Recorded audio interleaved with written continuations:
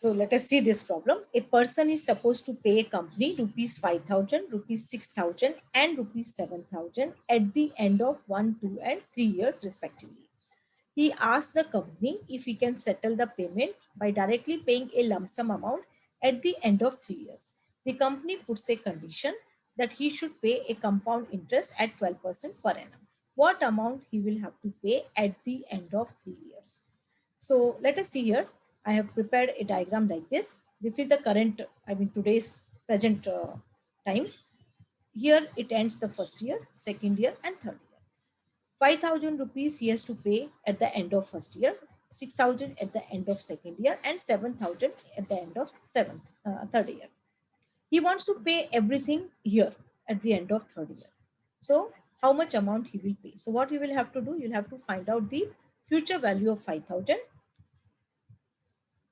future value of 6,000 and 7,000 is anyways he is paying at the end of third year.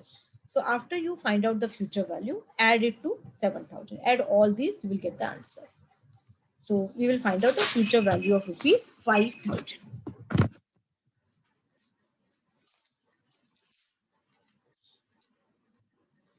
So future value of rupees 5,000 is equal to, you know the formula for future value, it is amount equal to, A is equal to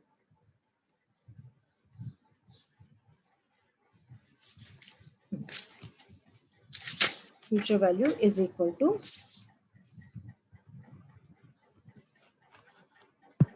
this is the formula P into 1 plus R upon 100 raised to power n. This is the future value. Okay.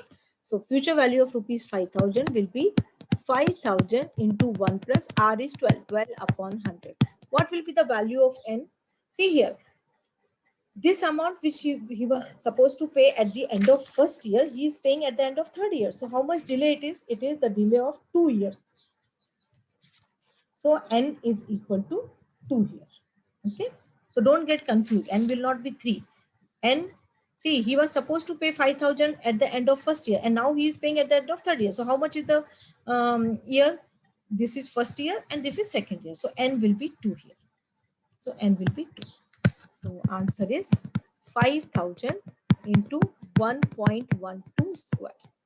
So that is equal to 5,000 into 1.2544.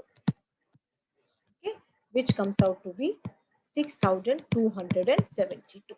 So the future value of rupees 5,000 is 6,272. Okay. Now let us find out the future value of 6,000. Second one. Future value of rupees 6,000. This is equal to 6,000 into 1 plus R upon 100. R means 12. So 12 upon 100.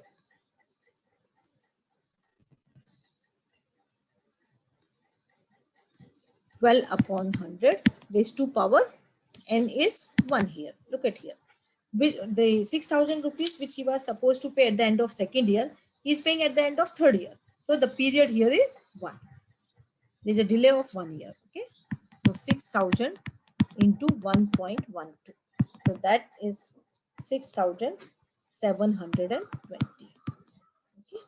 So the future value of 6,000 is 6,720.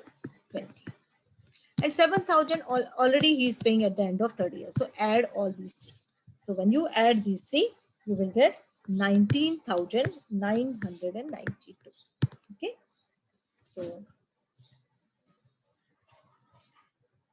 therefore, sum of all future values. That means 6,272 plus 6,720 plus 7,000 already he is paying there. So you don't have to find any value for that.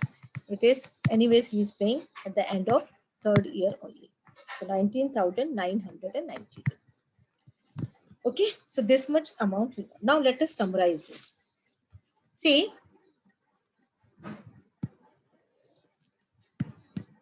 this person has to pay 5,000 6,000 and 7,000 at the end of 1, 2 and 3 years, correct?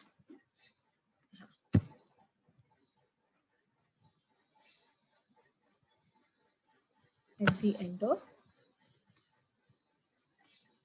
let us summarize.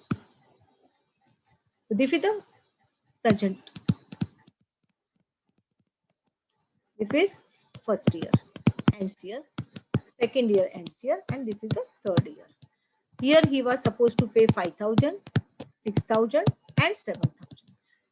In the first problem, he was ready to pay all these amounts today itself. So we have calculated the present value of 5,000, 6,000 and 7,000 and we added them.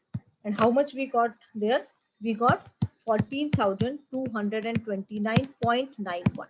This much amount we got. See, 14,229.91. Look at here. This, okay.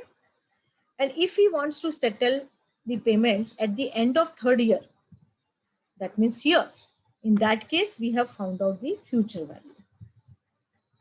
So here, we have found out the future value of 5,000, 6,000 and this 7,000 is already here. And when we added this, we got 19,992. Now let us compare.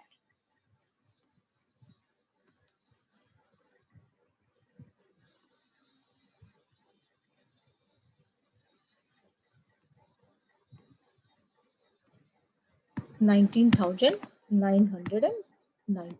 This is what we got, correct? See here. So what we have understood from here, see, he was supposed to pay actually 5 plus 6 plus 7 is 18,000. 18,000. If he is paying everything today, he is paying much lesser the amount. Look at 14,229.91 only. And if he is delaying the payment, if he is paying at the end of third year, he ends up in paying more amount than 18,000. So what is the conclusion? Present worth is always less than future value. Okay. So I hope you have understood the concept of present value and future value. This concept will be useful in our next topic, annuity. Okay. So thank you.